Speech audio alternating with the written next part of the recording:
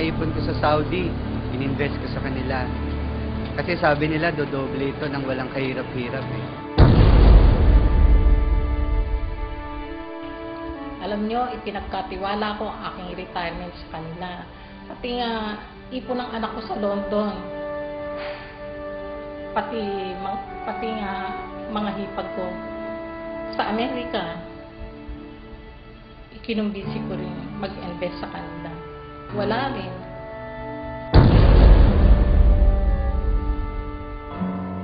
Noong una, nakakapagbigay pa sila. Nakuha ko pa yung cheque na kinita ng pera ko supposedly. But after 1 year, pinabalik-balik ako. At kung kani-kanino na ako itinuro-turo. Paano na kami ngayon? Saan ako lalapit? Lahat ng pinaghirapan ng pamilya ko napunta lang sa wala. Ano nang kakainin ng pamilya ko?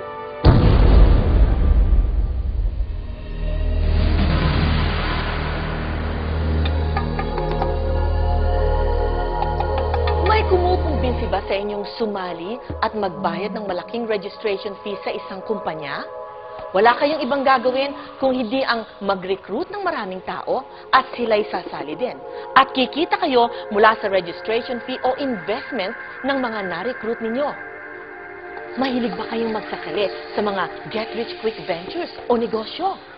Mag-ingat, baka kayo na ang susunod na biktima ng pyramid scams. Marami na sa ating mga kababayan ang nabiktima ng pyramid scams. Milyong-milyong pera ang nawala dahil sa sari-saring pangako ng mga manloloko. At ang mas nakakatakot pa dito ay kadalasan ang mga ordinaryong mamamayan ay napagkakamalan itong isang lehitimong negosyo. Kaya't napaka-importante na matutunan kung anong pagkakaiba ng lehitimong network marketing business sa isang pyramid scam. Sa pyramiding, ang mga kasali ay nag-aalok ng pagkakataong kumita sa pamamagitan ng pagre-recruit lamang ng mga bagong miyembro na handang mag-invest o magbayad ng registration fee para makasali sa naturang negosyo. Ang mabilisang kita ay galing sa puhunan o investment na ibinayad ng mga bagong recruits. Samantala, ang mga bagong recruits ay magkakaroon din ng pagkakataong kumita kung sila ay makaka-recruit din ng iba pa.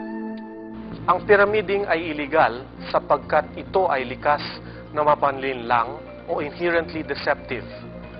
Dahil ang kinikita sa ganitong sistema ay mula lamang sa perang ipinupuhunan ng mga na-recruit at hindi sa pagbebenta ng anumang produkto. Tiyak na darating ang araw na mauubos ang mga maaring ma-recruit. At dahil dito, mahigpit na ipinagbabawal ng Article 53 ng Consumer Act of the Philippines ang paggamit ng anumang pyramiding scheme sa isang negosyo kahit ano pa man ang produktong ibinebenta.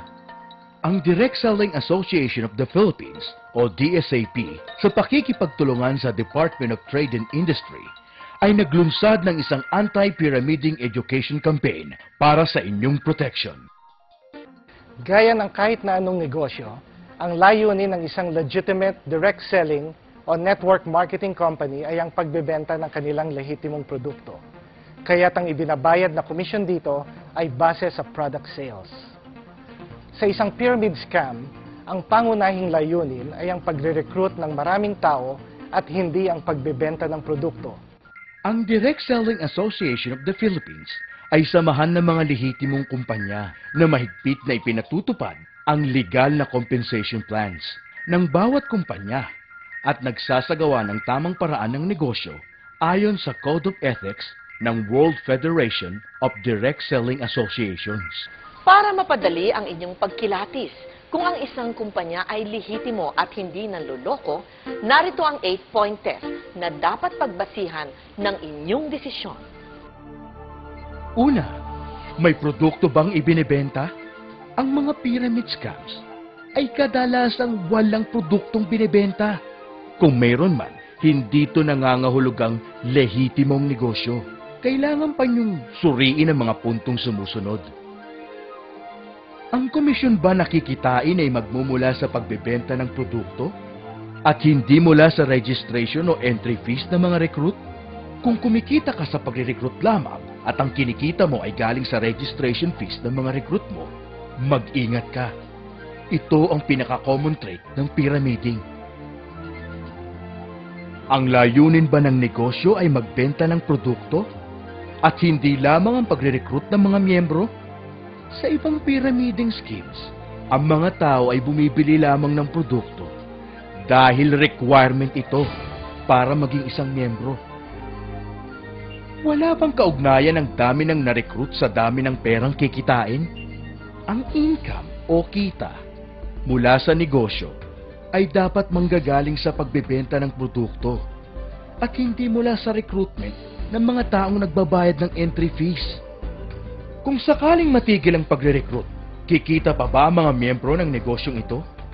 Kung recruitment lang ang pagkakakitaan, tiyak na madaling babagsak ang negosyo kapag wala ng miyembro ang nare-recruit at magbabayad ng entry fees. May protection ba ang sinumang aayaw sa negosyong ito at gustong maibalik ang perang ipinuhunan niya? May makatarungang product return policy ba ang negosyong ito? Sa punto naman ng pagpepresyo, may fair market value ba ang produktong ibinebenta? Kailangan natin suriin kung ang halaga ng isang produkto na binibenta through direct selling ay kasing halintulad ng halaga nito kapag binenta na sa mga tindahan.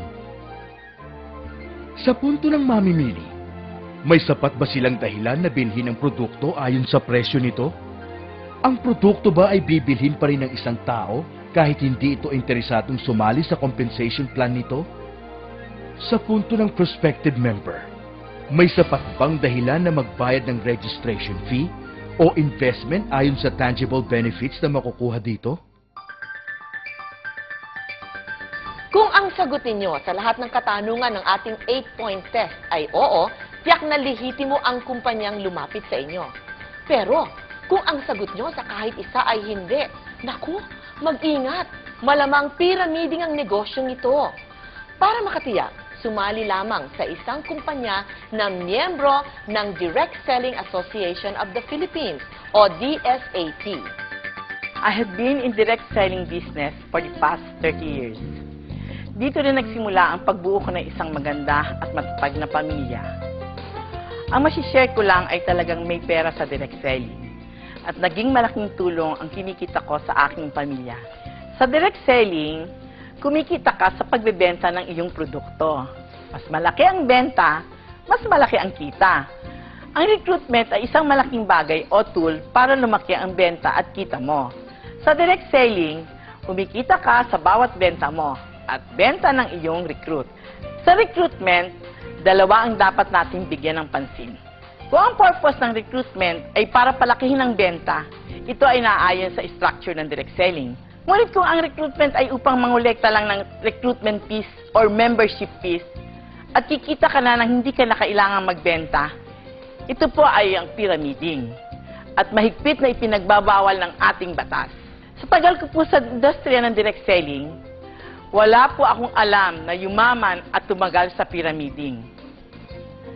Ang maipapayo ko lang po, pumili tayo ng kumpanyang lihitimo. Yung may pangalan na sa industriya ng direct selling. Inaanyayahan po namin kayong lahat na makipag-ugnayan sa Direct Selling Association of the Philippines at sa Department of Trade and Industry sa pagkontra ng mga pyramid scams.